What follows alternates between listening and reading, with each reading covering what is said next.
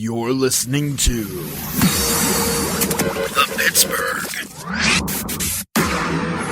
Piledriver. What the hell is that? Podcast.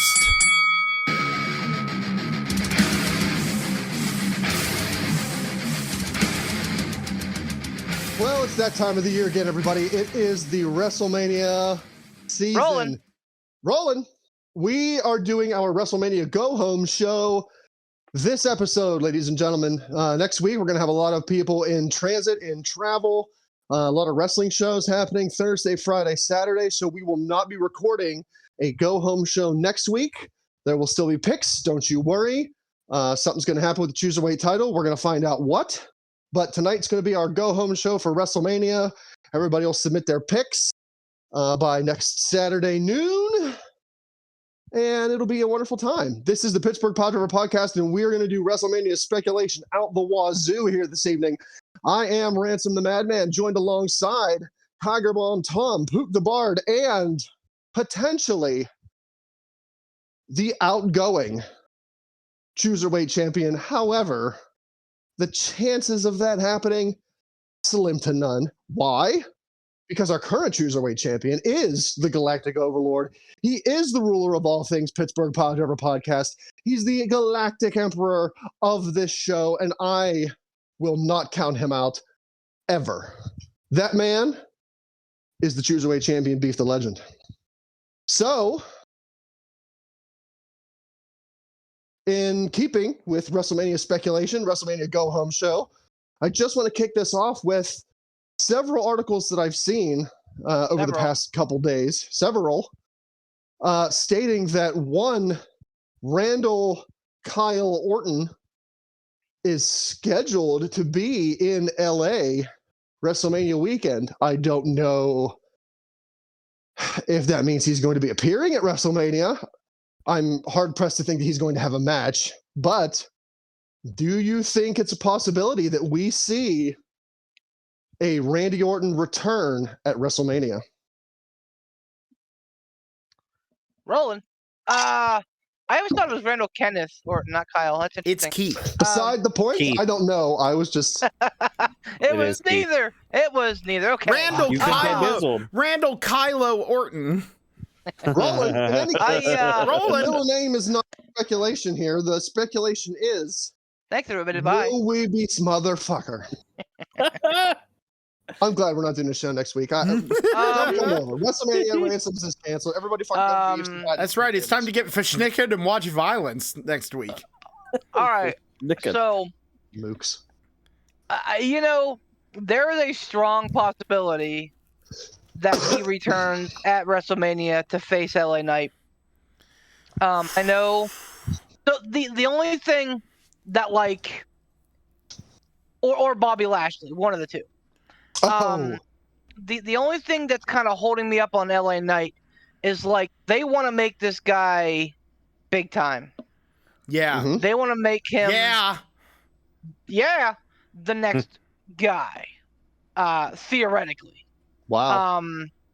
They're very over on him, and with good reason. People love him. They're super over on him, and word is that after WrestleMania they want to push him. Yeah, man. So losing to Orton, dummy. Yeah, losing to Orton at WrestleMania, I don't think would help anybody at all. And I don't think Randy Orton wrestles on the card unless he wins. Whereas I absolutely think that Stone Cold would come out and put LA Knight over. Sure. I absolutely think that would be the right decision. Right now we have two kind of very ominous overhanging things right now. We have LA Knight walking around saying that he deserves a WrestleMania match, right? And we have Bobby Lashley basically continuing to say, I'm wrestling at WrestleMania. The Almighty will have a match at WrestleMania. He has never said it may not be against Bray Wyatt, but we're all starting to read that in parentheses. And like maybe there's another option. Maybe Orton faces somebody else. I don't know. I did see an article that I can't remember who it was. It looked like it was legit. Like I'm gonna maybe start calling you the Fightful. news hound. The news hound. I just stumble upon them. Like I have so many wrestling pages that show up on my Facebook feed. Same. Like I'm not searching them out. They come up, and whenever I see like a Mine's clickbait all headline, I'm always guitars. clickbaiting it. And but I want to say it was like Fightful, maybe. I don't know. It seemed like it was a legit one whenever I read it, but it said something along the lines of Triple H has a backup plan in case Brock Lesnar does not wrestle Omos. What? Excuse me? Is that a thing? Are we expecting Brock Lesnar to no-show WrestleMania? I was less expecting that and more expecting a like change of card, like Brock Lesnar versus Randy Orton. That's what I read into it. I didn't even think about the possibility that Brock Lesnar might no-show Mania. I mean, it didn't say one way or the other. It just kind of said Triple H is a backup plan in case Brock Lesnar versus Omos doesn't happen. So the minute you said that was where my brain went, was like Brock no-showing, because that is definitely something that I could see Brock doing. But that's Mania, though. That's a massive payday. Oh, absolutely. And like this whole like MVP Omos thing, like Brock's been 100% in on the whole time. Oh yeah. So like to like pull out at the nth hour would be just silly. So do you Tom, what do you think? Like where there's a ton of stuff that we're talking about right now. Say something. So I'm kind of confused because I thought I saw a video that Orton had returned on Raw. No. Already? No. Okay, then maybe I'm seeing an old video or something for some reason. I don't know. Yeah, there have been a couple, like, basically people wishing that would happen. Okay, like, so I got confused. So they're putting a mashup in there. Well, because it showed that it was, like, from a month ago, so I was really confused. I was like, did he come back from injury? And I didn't realize it because I don't watch. Like, I imagine somebody would have said something in the chat if he came back. Yeah, absolutely. I mean, I don't know. You never know. I don't know. I could see. I don't know that they'd bring back Orton at Mania. I mean, I could see it as a Hail Mary backup plan. And that's not saying anything disparaging against Orton. Like, he's a last resort sort of person. But I feel like from storyline perspective,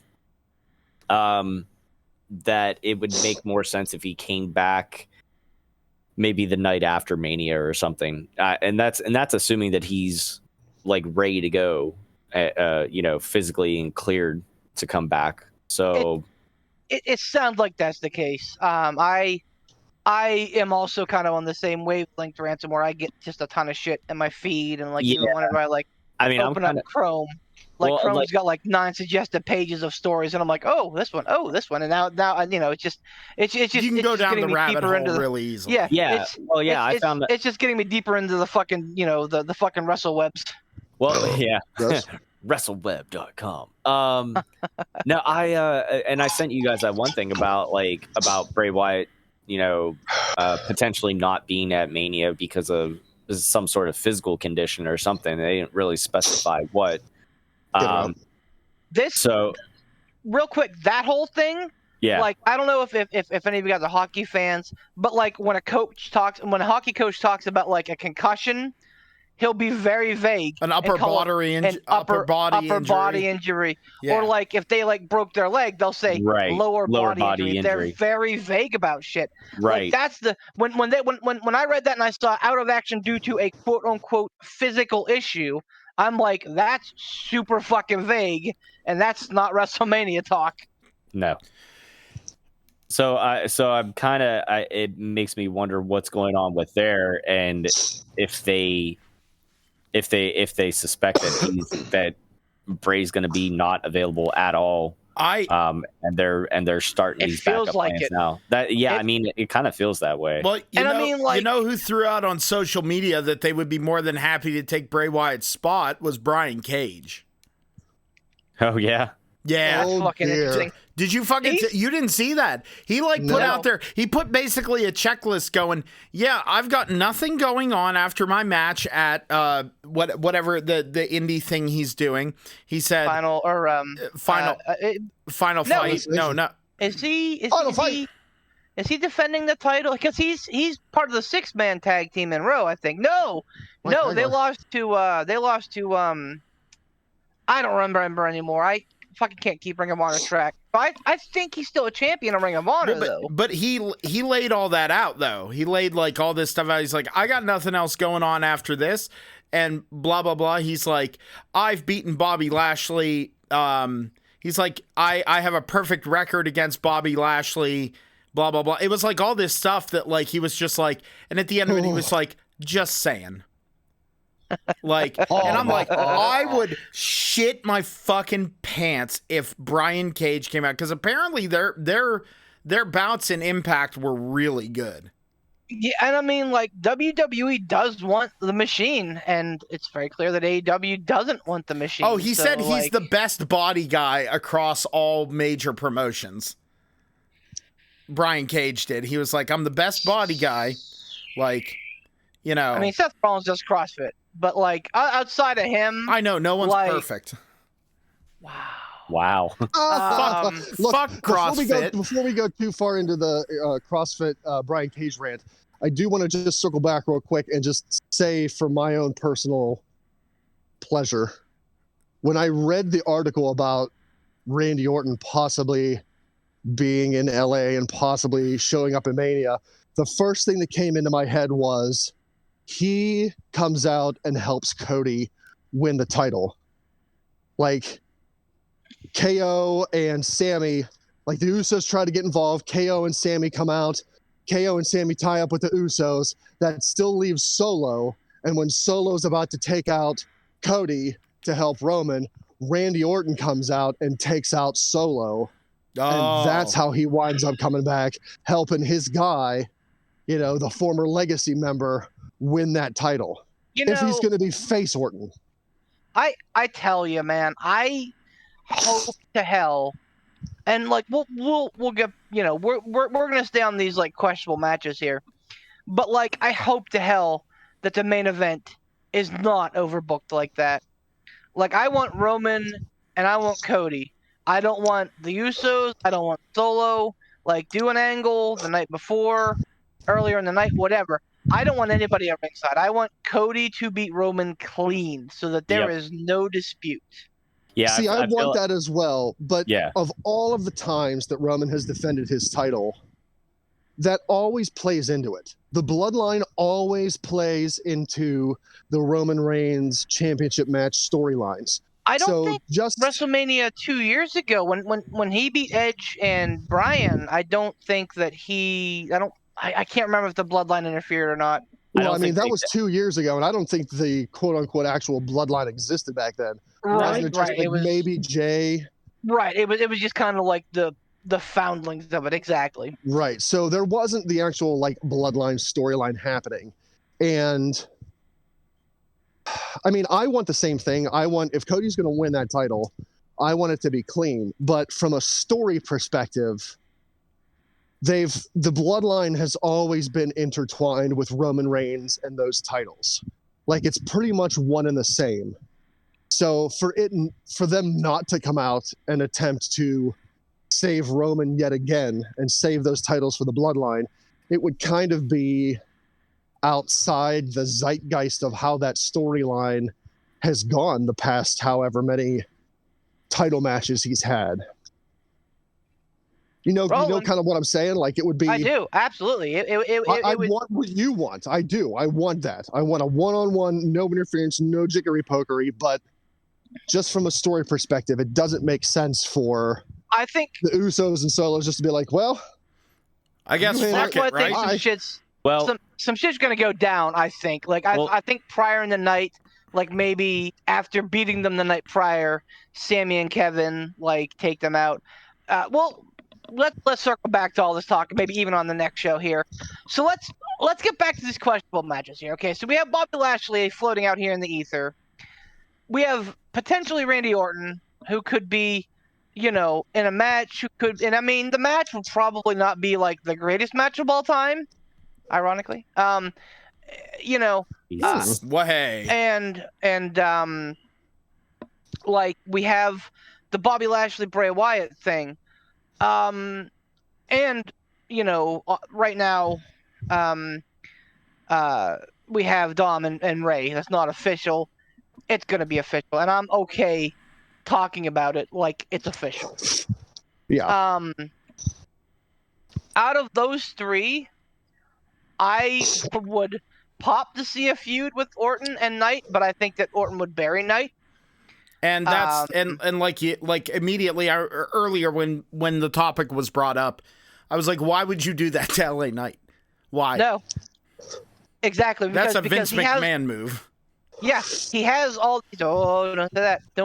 Don't conjure his name too many times on WrestleMania week, otherwise, like Beetlejuice, he'll appear. Grapefruits. Stop it! Well, you've done it.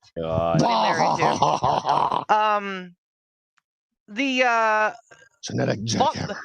Orton and Lesnar intrigues me. Like, that's intriguing.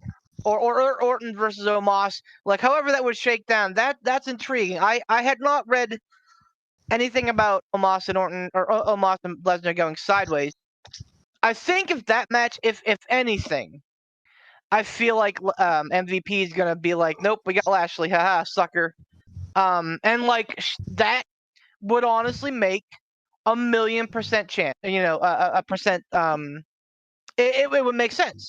Like MVP and Lashley were affiliated, Right. And Lashley and Lesnar have unfinished business. So like I just feel like there's some buzz around this Omos Lesnar match. People are starting to rally behind it. Not for like this is gonna be the greatest the right matchup. Reasons? No, I think they're still the right reasons. They're still like, take for example, Big John Studd and Andre the Giant. WrestleMania 1, the $10,000 Body Slam Challenge. Okay, like neither one of those guys was going to be putting on a 5-star match ever. But like, it was two big hulking dudes that were like, anomalous. And I think you have that same thing with Omos and Lesnar. Like, is Omos greener than goose shit, baby? But can Lesnar get a good match out of it? I think that that's a possibility. Man, I feel like it wouldn't be a match. It would just be an attraction. Well, and I mean, that's kind of what they're going for. And like I said, man, like I'm seeing buzz. Like I'm seeing That's people what a talk lot about of. it. That's what a lot of Lesnar matches are. They're attractions. Right. Right. He hasn't been a technical wrestler in a very long time. He's been a brawler, suplexer, F5er, done. His match with Finn Balor was really good. Like 4 years ago now. Oh my god. His maybe match even with longer. CM Punk at SummerSlam was amazing. Right. So like he has them in him. But like, yes, Sure. the Brock of now, absolutely. Why not? Look at Austin. Like, look what Austin did for fucking 3 years. He showed up, he threw some boots in a corner, he drank the beer, gave some stunners, and called it a day. Like, why use a billion headlocks whenever you can just fucking put some boots in the corner? And I mean, come on, imagine the pop. No one, like, I can't imagine. Omos aside, he's a big pile of shit. But imagine the pop that the arena would get if you saw Lesnar pick up and German suplex Omos. Or Better yet, F5. if you saw him pick up Omos and give him an F5. Like, honestly, if you're looking for crowd reaction, if that's how you're going to gauge a match on crowd reaction, Brock Lesnar doing suplexes to Omos and then getting him up and giving him one, if not multiple F5s, that'll get a crowd reaction. just seeing that spectacle, that'll get a crowd reaction. Absolutely. And like the fact that Brock has been all in on these promos and everything, like tells me that like he's willing to do business with Omos. Yeah, I don't think that Lesnar would no-show Mania after going through all of these promos with Omos. Like he wouldn't do these promos, or he would no-sell the promos, or stone face them. That's why when you said backup plan, I was like, huh, that's weird because this match is starting to gain a little bit of traction. Yeah. Even with yours truly, like Omos, yeah, absolutely is again green of the goose shit, not a great talent in the ring. I don't know if he's working on it. I don't know. We'll see. But like, am I interested in seeing what happens? Absolutely, absolutely. And that's kind of where we lie. That's what the match is about. So, what do we make of this whole Lashley like Wyatt thing? Like, what's going to become of that? Because this is a mess. Have they done any promos for that whatsoever? Not in the last 2 or 3 weeks. I think if there's something that's likely to not happen, it would be that match. But Lashley keeps putting on socials that like he's going to be in a match. He very well could be, but I mean, it just might not be Bray Wyatt. Like I think Bray Wyatt is the questionable factor in all that. Mm-hmm. The dude. Okay. All right. I know historically there's been a lot of love in the past for Bray Wyatt on this show from some people. Get him. Do it. But, okay. The dude came back and had one goofball, what probably should have been a cinematic match. Entertaining. Okay. And he's hurt. I don't buy the hurt. Not looking, I mean, if it's true. I don't think it's true at all. Not looking good. I think that Bray Wyatt is kind of like an uncaged animal, that he needs direction and focus and a leash. I think as much as it fucking pains me to say it, I think that Vince gave him that.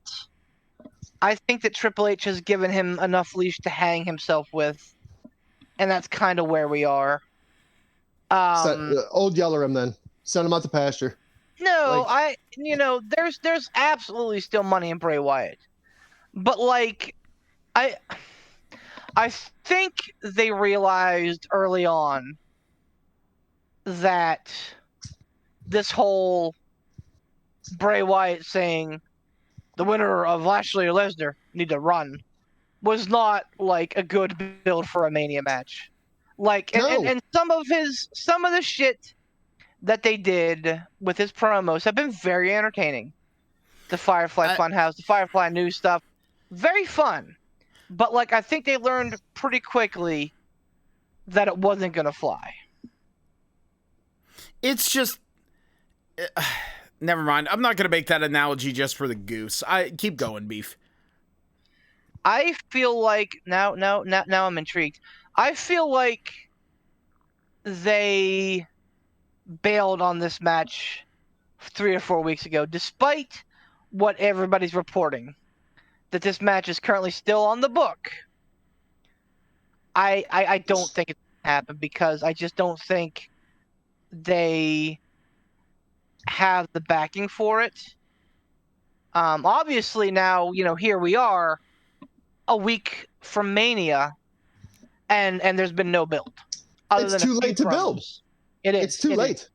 It is. And unlike Steve Austin, who could walk through the door and answer LA Knight's challenge, unlike Randy Orton, who could do the same, like, you don't have that same finesse and je ne sais quoi with Lashley and Wyatt. Like, you can't just be like, here's this match, everybody. No. It sucks. It sucks for Bobby Lashley because he has done everything that's been asked of him. He dropped the title when they said drop the title. And they're like, hey, we're still going to make you important. And they did. They did a good job of still making him important. And how do we pay you back, Lashley? By giving you, the fucking black silhouette on the WrestleMania card. Bobby Lashley versus ? TBD, my favorite pick. And it sucks for Bray Wyatt because I think that he deserved better too. Even in a perfect world where they build this match perfectly, I don't see a world where this match is anything but a spectacle, like Omos and Lesnar. Wow. And that's saying something because Bray Wyatt's very gifted in the ring. Bobby Lashley's very gifted in the ring. But I think that this is like acid and oil. They're not going to mix. They're not going to congeal. What you're going to end up with is a big fat mess. Yeah. So like in a perfect world, I think that this was a terrible, terrible, terrible idea. And here we are. So I feel like that's why I don't buy into the whole like Wyatt with an upper body injury. Because I think that they realized, oh shit, this is going to be the drizzling shits. And I think that they're like, listen, Lashley, keep posting on socials. They're going to have a match. Keep acting like, you deserve a match. Don't worry, we'll get you something. So I think that they do have something worked up for him. And that might be the Orton slot, honestly. Like that, if anywhere makes sense for Orton to come in, it's probably against Lashley. And it sucks you have Bray Wyatt missing the biggest, because Bray Wyatt came back to a huge fucking pop. Yep. Like the whole White Rabbit thing was interesting. It was and fun. That was a Road Warrior worthy pop. Like it was. Everyone was so excited, and ourselves included. Mm-hmm. And again, like I said, it was one of those things we said weeks ago. It's anything that Bray Wyatt does, it's the shit or get off the pot thing. Yep. Like Swamp Wizard worked because he could orate in the middle of the ring. But then he'd have him or the Wyatt family would have a match later on that night. The Fiend worked because you knew, even though you were seeing Sweater Vest Bray, you're going to be seeing the Fiend like Finn Balor's the Demon. Like, that was going to happen. With this Bray Wyatt, we didn't know what to expect. I'll be honest, I don't know what we got. Nope. Other than some fucking weird bunny mask. I don't know what the Wyatt 6 is. I don't know what the Wyatt 6 was. I don't know who Uncle Howdy is. I don't know if Uncle Howdy's supposed to be a face or a heel. I don't know if he's with Bray or against Bray. I don't know if Alexa Bliss is tied up with all of this, but having she's busy dressing up as an axolotl on The Masked Singer. Yeah, and oh really? I didn't know that. Yeah. Props to her.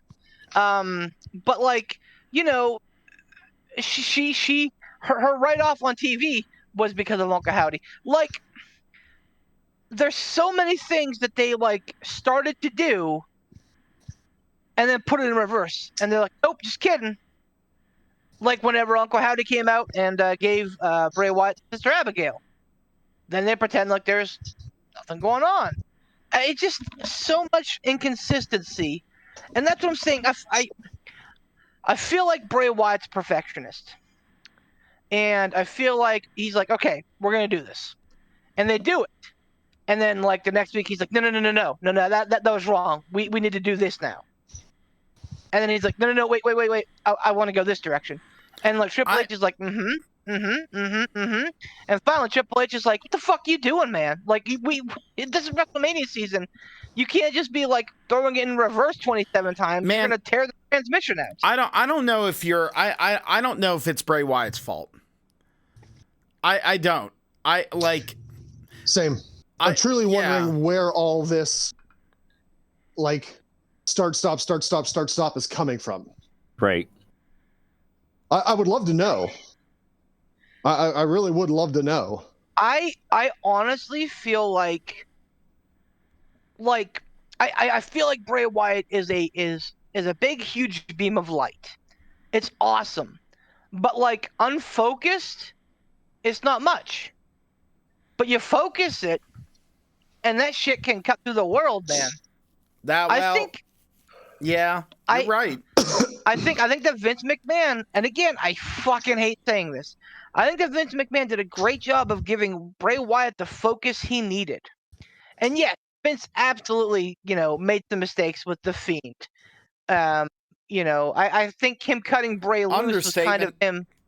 Yeah, absolutely. I think that him cutting Bray Wyatt loose was him kind of saying, "Sorry, man. Good luck out there," because I think he truly believes in Wyndham Rotunda. I think that Triple H was like, "Hey, man, you got a brain for the business like me. There are very few people in the world that like see the wrestling business like the Matrix, in the slow motion code. Mm-hmm. Triple H does. I think Bray Wyatt does, and Kenny Omega does. Like those three dudes, absolutely, I think do. Here's the problem. Yeah, but it's like Mr. Smith, Neo, and or Agent Smith, Neo, and I don't know, fucking Trinity seeing it. I don't know. Agreed.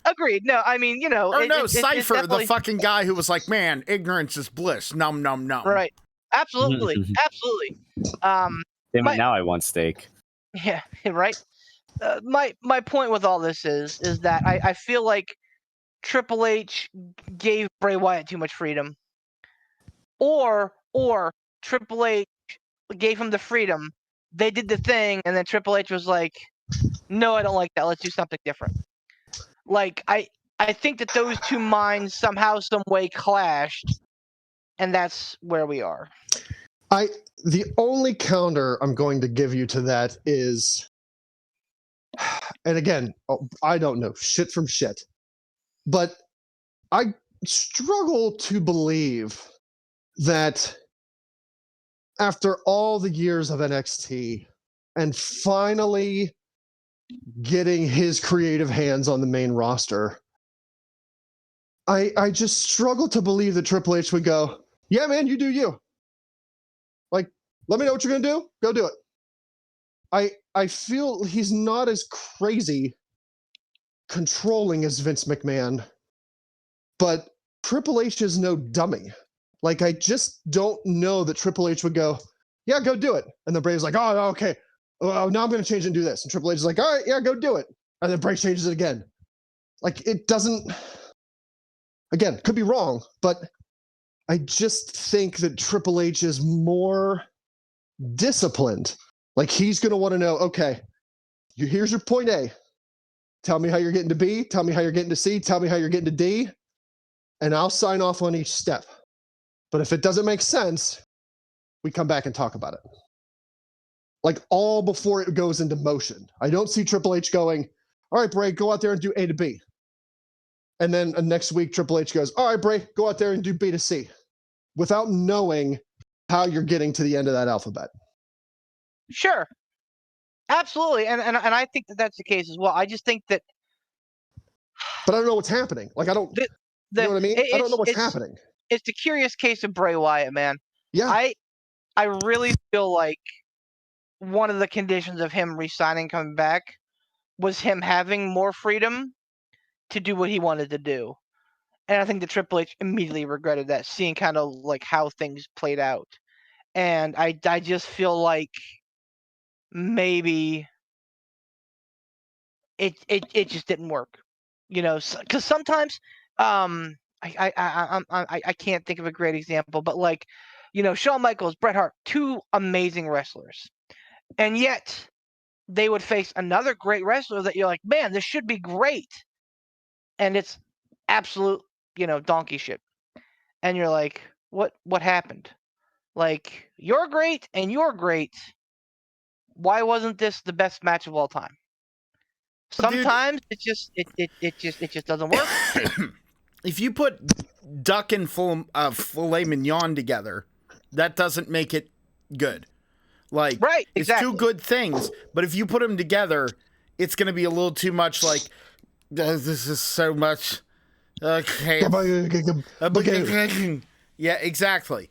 Like, or if you put, fucking Oreos and, Easy.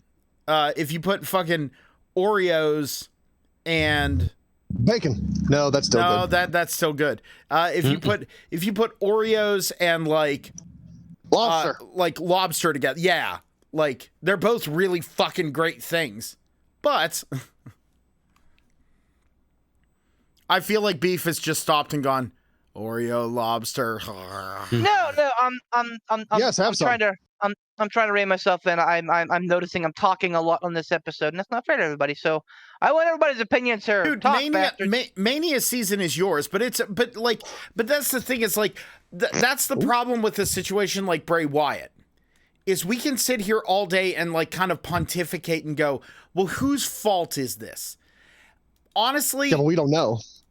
But the thing is, it's like usually with situations like this, pointing a finger and saying it's your fault, it doesn't matter whose fault it is, because it's usually 3 or 4 different people's fault.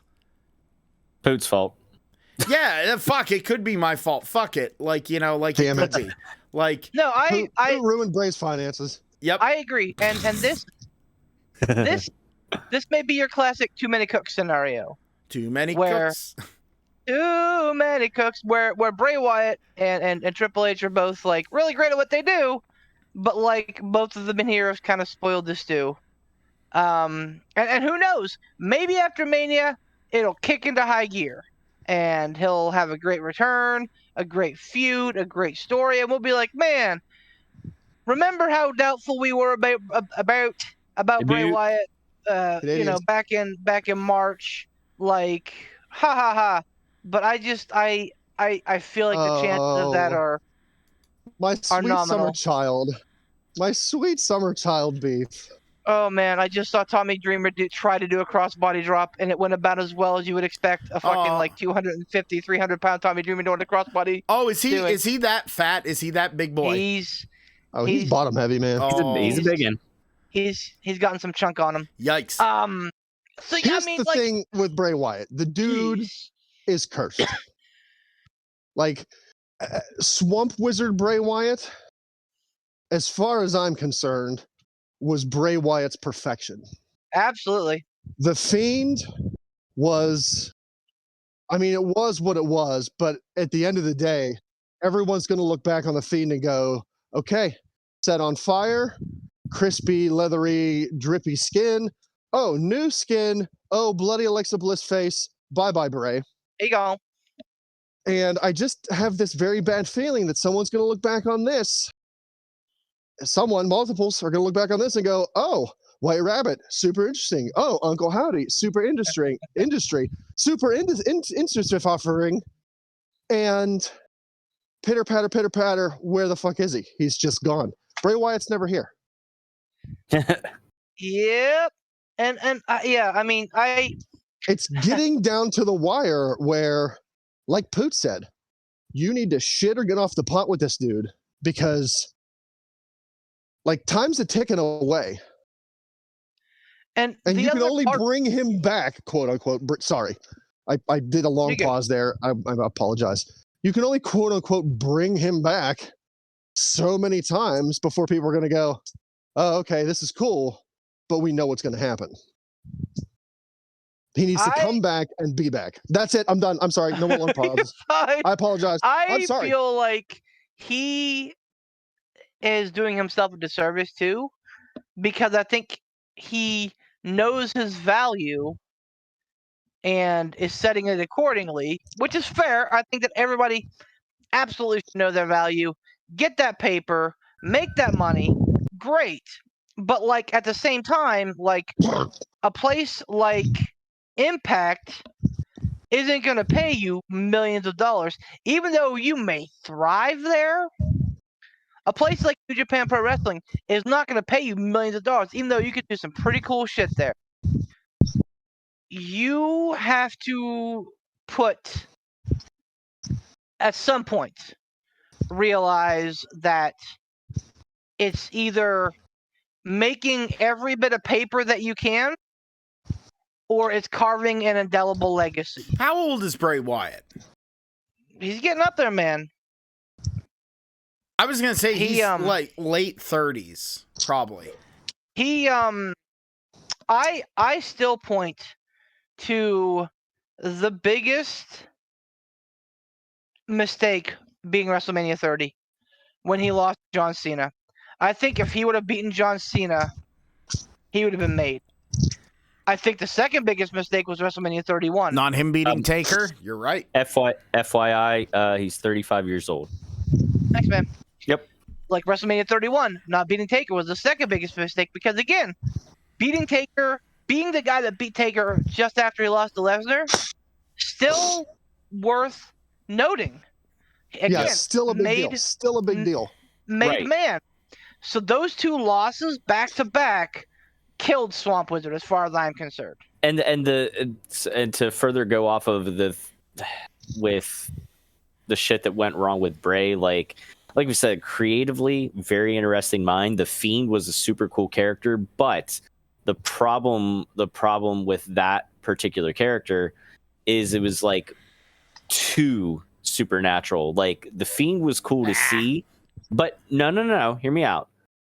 Once the Fiend got in the ring, then what? You know, it's like once the bell rings, he's just a wrestler.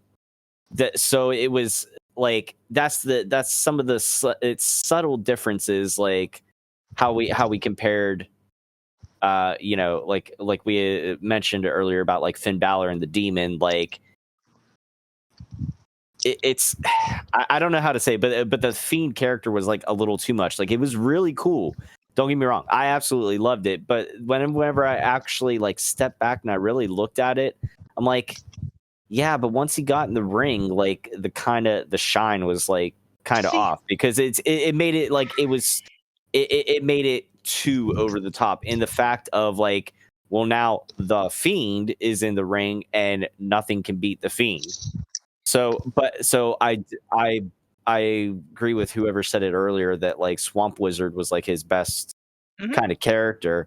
But yeah, if that I agree with you, Beef. Having Bray lose the Taker was a big mistake because they could have cemented Bray going forward as the next like, you know, supernatural character or whatever. I mean, now granted, I don't know that it would have necessarily had the legs that the Undertaker's character did, but no. that was kind of one of those like 1 in a million stories because like a gimmick like the Undertaker, rightfully like nowadays, if you tried to do it, probably would not last at all. Well, and I mean, just like the Undertaker, like, you know, the Undertaker evolved through many different forms. He was not right. Right. And I think Bray Wyatt has the same thing where he's evolving too. The problem is that he's just never gotten big wins on big stages. Right. Ergo, you're not gonna, you know, you're not gonna believe in a guy that's like that. I think that's part of the problem, but I think it's also, so you're saying not, yeah, well, it's booking, but it's also a whole bunch of wrong place, wrong time. Yeah. It's good. It's good stuff. It's good shit. It's good stuff, but again, it's just wrong place, wrong time. And I mean, that's just inherent sometimes. I mean, there have been a ton of wrestlers that we've looked at in retrospect. We go, why the fuck were they not more popular? Why did they not win a belt? The perfect example. Somebody ahead of their time. Someone that pops into my mind for that, the Amazing Red. The Amazing Red's one of them. Oh my God! Yeah. You know who else? Even though he was lauded during his time, fucking Mr. Perfect, baby. Like that's another one. Like that's the thing. There are tons of wrestlers that Dynamite Kid. Oh, Dynamite Kid, absolutely. Yeah, man. Repo Man. Well, you know. Sure. Damn it, Ransom. But like Barry Horowitz. Combo breaker. Barry Horowitz. Barry Horowitz. Listen, Barry Horowitz is still fucking working, man. Make I know. fun of him all you want. Barry Horowitz got a win over somebody on Impact. Fuck yeah, man. Oh. Listen, Yeah. I would take that loss as a point of fucking pride. I'd be like, oh, I lost. Barry Horowitz versus Bobby Lashley confirmed.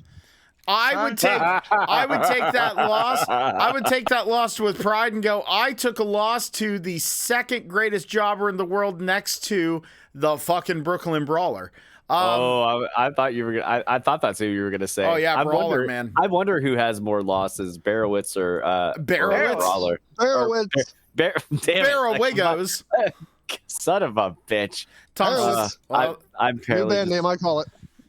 Sweet. damn it. The P3 podcast presents Barrowitz. 1, 2, 3, 4.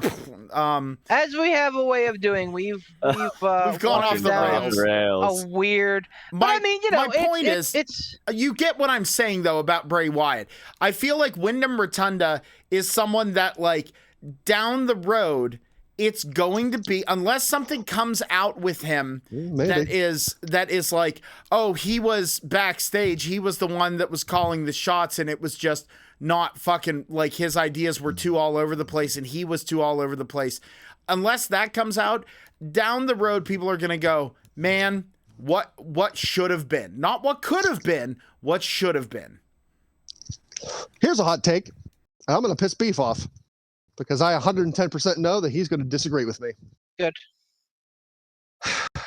I think that it would have done a lot for Bray Wyatt if, instead of having that goofy-ass cinematic match with John Cena at WrestleMania, he would have had a legit in-ring wrestling match with John Cena and beaten him clean in an actual in-ring match, not a cinematic match.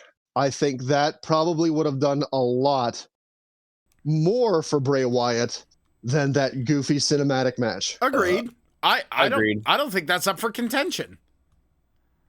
Mm. Oh boy. No, I okay. All right. Uh-huh. He just fucking preps himself. He's He just scooted forward. He scooted forward in his chair. He's resting his elbows with his hands crossed on his tray table, and he's ready to unload. I actually moved my computer back and I sat back because I think that this is a point I need to make. I think that the Firefly Funhouse match was incredible for what it was. Yeah. Okay. I agree. Finished. I think that it was incredible storytelling by two of the guys who know how to storytell. That being said, absolutely he would have been better off beating John Cena in the ring. Yeah. But yeah.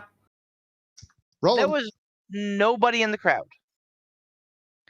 It does look how well that served Drew McIntyre to beat Brock Lesnar in front of nobody. One of the most forgettable reigns of the 21st century, and not his fault. It's just that there was no heat. The world was a different animal in 2020. It was, and let's not forget that WrestleMania was the first anything in 2020. After COVID hit. That's true, man. That it feels like an eternity ago. Everything shut the fuck down. You know, the second coming of the XFL, USFL, hockey, basketball, everything was like, nope, we're done for the year. And Vince comes out 2 weeks later, 2 weeks after the fact, and says, you know what? We're doing it.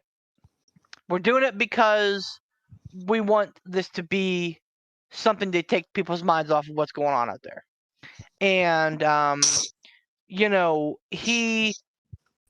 so like, I think that they punched it up as best they could to do something that would be meaningful, and like have a lot of like tongue-in-cheek jokes for Cena and like some ribs with him, but like also get the point across that like Bray then was better than Cena then. And I think that point absolutely got across. But yeah, I mean, obviously, if you ask me, WrestleMania 39 next week, Cena's going to be there, Wyatt's going to be there. Do you want to see them do a cinematic match? Do you want to see them go out and brawl in front of everybody? Absolutely, I want to see them brawl. So like I don't disagree with you. You have a great premise.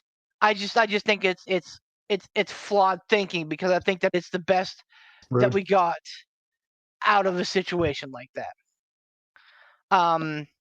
But I mean, it's wild how big of a deal Bray Wyatt is, and how he's not going to be part of WrestleMania for whatever reason.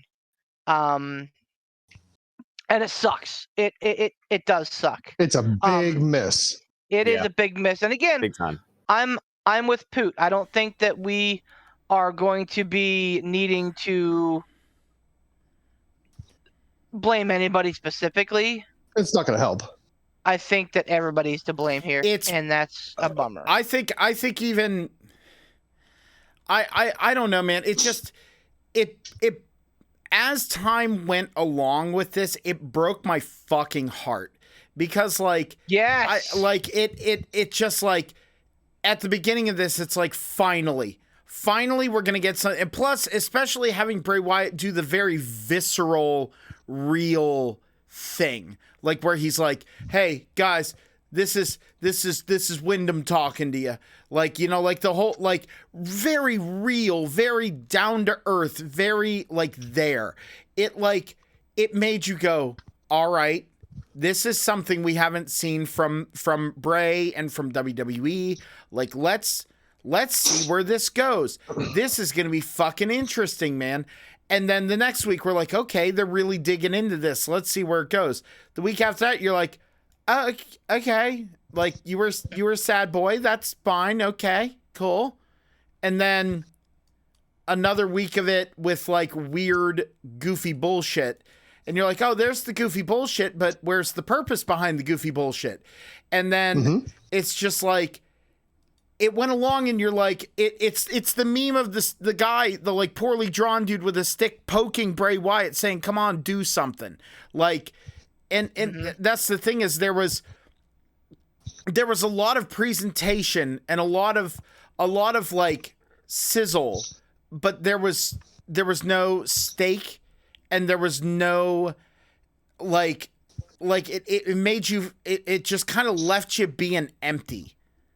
And like, I hate that and like, you sit there and go, no, not again. And that's the thing, is it's a not again, not even like, what are you doing? You're ruining him. It's that yet again for the third fucking time,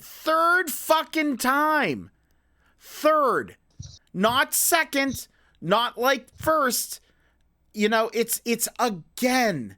And and the thing is, it's not even everyone going, this guy fucking sucks. It's everyone going, no, he's so good. Why him? Why can't you be ruining Captain Shoosh? Like, why can't you fucking ruin that guy? Like, I see, that is the absolute perfect point. And my fear is that's going to be Bray Wyatt's legacy.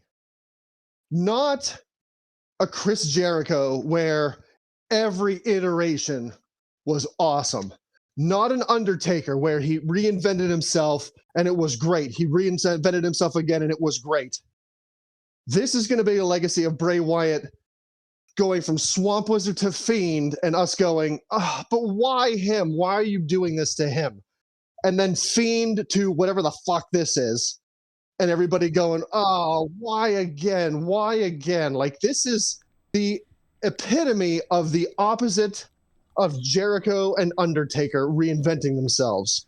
He has reinvented himself into situations where we go, why again?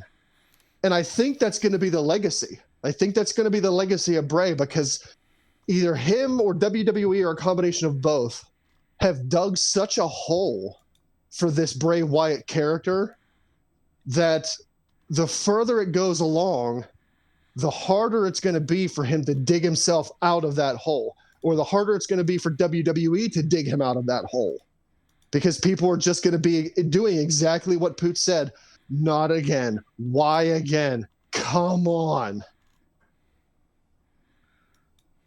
Agreed. Speaking of not again, and I know that we have a second episode coming up that's going to be more Mania centric. So I want to touch on something AEW centric here. Did you guys see at 7:56 p.m. tonight? So a few hours ago, it came out that I think Meltzer reported that CM Punk wants to come back to AEW. Oh CM yeah, Punk yeah, I saw posted that. this- I saw that. CM Punk posted this on Instagram. Sigh. I wasn't cleared to come back to wrestle yet. Then the plan was to wrestle at the pay-per-view. I sat and listened to Moxley's Rocky 3 idea. I explained how I'd never seen a Rocky movie. And I thought the idea sucked, but if the boss wanted to do it, whatever. He said he wouldn't lose to me. I'd never experienced someone refusing to lose to me. I just laughed. I asked Tony if this is what he wanted to do. He said yes. He's the boss. So I said okay, but I need to be cleared first. They kept saying it could just be a squash, so I didn't need to be cleared. I scoffed at that. My health is more important. Dave Meltzer's a liar. Jericho's a liar and a stooge. There were plans, but plans always change. I'll never put a company above my health ever again. Ho, ho, ho. Wow. Quickly deleted, and then Jericho on Instagram shared the gif of Matt Hardy going delete. And CM Punk sharing a picture of Lieutenant Roger Murtaugh, excuse me, saying I'm too old for this shit. So. Okay. This is either getting very, very brutally out in the open, or this is an incredible work. Maybe a little of both. I feel like Phil can't stop shooting himself in the foot. Called it. He's like, hey, I want to come back. I want to help AEW. Awesome. Then why fucking post something like this? Because he's fucking trying to drum up bullshit and make himself look like the fucking victim again, like it was in WWE when he actually was in fucking danger. Fuck you, CM Punk. Don't be a shit dick. Thank you. So I'll say this: no one should ever wrestle if they're not cleared. Okay, touche. I got a little heated there, but still. So if it's true that they wanted him to go out and do so what we're talking about here, just for the unindated, last summer when Punk had the title, and then Moxley beat him for the title because he couldn't wrestle. No. Fuck, what happened? So Punk won the title at Double or Nothing, was injured. Mox won the tournament to be the new champion. Mox beat Punk in like 3 minutes or whatever. I don't remember now. Shit. Yeah. No, okay. No. Yeah, Mox was the interim. It was a Mox squash match. Mox, right? But I was like, there was definitely a title change in there because Mox was the interim, Punk was the current. Right. Mox squashed him, and then Punk beat Mox at All Out, which which was the brawl out. Right. So, that's kind of what we're referencing here. Just for frame of reference. Yes. Again, I'll read it. No one should wrestle if they're injured. The idea of like, well, he can go out and squash you just because, and even if you're injured, it's fine. You won't have to take too many bumps. Like, no, that's bullshit. Like, if a wrestler's not comfortable in the ring, don't make them, wrestle. I'm not. Listen, I understand that I got heated. I made a very erroneous fucking statement, but the thing is, don't the fact that he deleted it that quick. It was either just to get attention, or the fact that he realized it's like there's so much in there that I really feel like there's the story that happened. There's what Punk said, and somewhere in the middle is the truth. It's just like with everything. Listen, I'm about to piss a lot of people off. Maybe not. I don't know. CM stands for cum monster. Frankly, I don't care. No. CM Punk is the wrestling world's version of President Donald Trump. He can't keep his fucking mouth shut. He can't keep his fingers off his fucking keyboard. If this was true, he didn't need to say, Beans, shut up. Working out behind the scenes. You don't need to put this stuff on Twitter or Instagram or any of that. That should never have he is the epitome of foot in mouth. And this I've said it so many again, if this is all true and it's not a work. If it's a work, anything I'm saying here is null and void. But if this is all true and this all legit went down, it's CM Punk being CM Punk. He fucking does it. Absolutely. All the fucking time, he fucking does it. He's a self-destructor. Absolutely. I feel like this had some overtones of like, let me go. Which tells me that because I forget where I read it. I read somewhere that he was getting the wrestling bug again, which, he's never left wrestling again. So, like, weird. That's a weird way to say it. But, like, basically he wanted to get back into it. And, like, I don't think you post this if you want to work things out with your current boss. No, you don't. So, I feel like he's had discussions with somebody in upper management up in Stanford. And they're like, well, we'd give you a shot, but you need to get out of that fat contract. And Punk's like, okay, bet. Because, like, again, if he's trying to come back to AEW, which, again, I'm here for. Like, you want to put him with FTR. You want to put him. Somebody else I read suggested that he could be the Bullet Club's Blackpool Combat Club's fourth, ally or fifth ally against the Elite. Like, that absolutely could be absolute money, especially given what's happened with Punk and the Elite. I just don't think you post that in seriousness unless you're trying to get fired. Now, here's my it question, absolutely could be him working heat. He could absolutely be working heat. And, but who fucking knows anymore, man? This whole fucking thing is just so weird. If he's trying to get fired, though, why delete it? Why not just leave it up and say, fuck it, it's up. Read it. Here it is. I'm not taking it down. What are you going to do? Fire me? Go ahead. It's fair. You know what I mean? Like, why take it down? Yeah. No. I don't know, man. And then he says, I'm too old for this shit, but he fucking started it. That's like, that's like you walking up, stomping on someone's foot, poking him in the eyes and going, nah! And then they go, what the fuck, man? And then they smack you and you look at him and go, oh, grow up. Yeah. It's that meme of that guy shooting that other guy and going, why did you do that? Yes. What? Oh my God. I love that meme. That should fucking be Eric CM Andres. Yeah, how could Chris Jericho say this to me? Yeah. On that note, we could keep going on the Punk pontification, but I think it's about time that we micro burrito this. Because we got a whole nother episode talking about manias, buddy. Well, make it happen. I got a good question for all y'all. Oh. Well, we'll find out about it on the next one. Burrito, taco, delicious sauce. Eat it, shove it, go. Showing the most tomorrow.